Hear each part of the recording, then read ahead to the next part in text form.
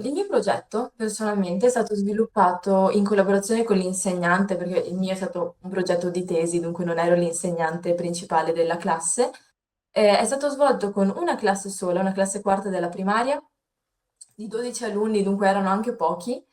Ehm, appunto, già sensibili all'argomento, appunto, dialogando e conversando con l'insegnante, mi sono un po' informata su che genere di bambini fossero, non conoscendoli, non essendo la loro insegnante. Ma nel momento in cui già si conoscono e già si sa in quali argomenti sono preme di più, insomma, trattare, secondo i loro interessi anche, è molto più semplice. Quindi abbiamo iniziato con la ricerca e una ricerca sull'argomento. Il mio lavoro era principalmente legato all'inquinamento ambientale e alle cause che esso provoca sul pianeta, ma anche specialmente sul mondo animale, perché è quello che è più interessante per i bambini stessi, dell'età che ho trattato io, ovviamente.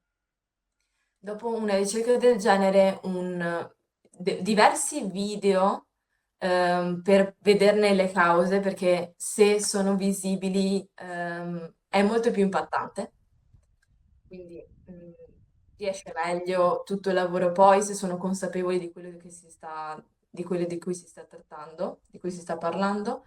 Abbiamo realizzato poi, in collaborazione con i bambini, questo progetto di digital storytelling, intanto informandoli di cosa si voleva andare a fare. Quindi abbiamo detto, mh, sviluppiamo questo progetto, realizziamo questa specie di cartone animato, e anche qui parola chiave per attirare l'attenzione dei bambini, per sensibilizzare su questo argomento, dunque rendere consapevoli tutti su questo argomento, sull'inquinamento ambientale nel mio caso. Il nostro pubblico, ok, sarebbe stato tutto il comune della scuola, oltre agli altri alunni e gli altri insegnanti dell'istituto comprensivo. Quindi anche qui i bambini si sentono importanti perché hanno un compito molto importante appunto da svolgere. Dunque si sentono proprio padroni del compito che devono svolgere. Abbiamo realizzato quindi una storia e avendo come target primario gli altri alunni della scuola primaria, dunque bambini dai 6 ai 10-11 anni, abbiamo realizzato una fiaba principalmente. L'abbiamo poi strutturata in scene, in fasi, le abbiamo illustrate e anche qui i bambini sono stati bravissimi perché sono divisi in coppie e ogni coppia ha illustrato una scena della fiaba.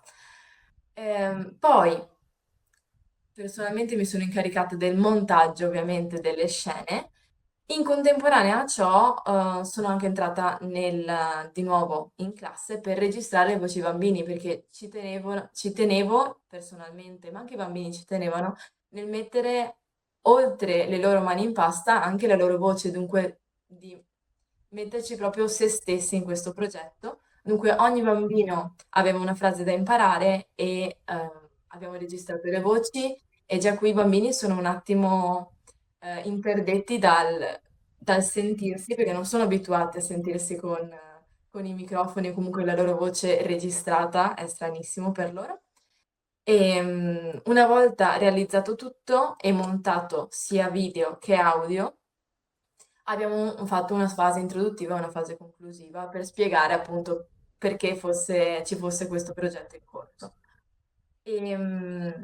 È sicuramente un progetto lungo.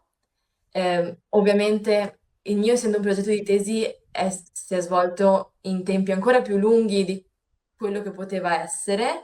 Personalmente, insieme all'insegnante, ci abbiamo messo 4 mesi, ma gli incontri effettivi, cioè le volte in cui personalmente sono entrata in classe, saranno state 12-13 più o meno, perché appunto c'è la realizzazione delle immagini, che comunque prende il suo tempo, la realizzazione della storia e le registrazioni, dunque tutta la parte tecnologica del caso da mettere in gioco, quindi prende il suo tempo. È ovvio che sia un progetto oggettivamente complesso da realizzare, però se ben organizzato, con tempi anche organizzati, è super fattibile.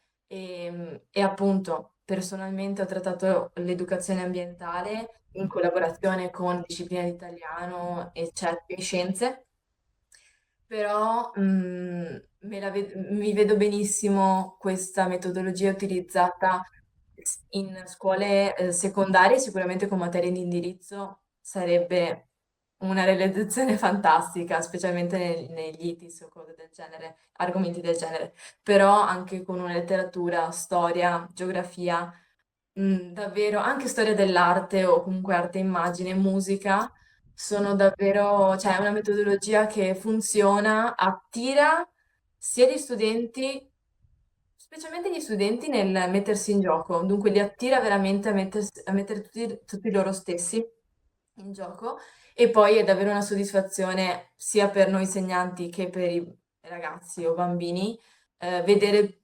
l'oggetto finale, il prodotto realizzato, ok? Che poi li rende ancora più importanti nel momento in cui viene divulgato.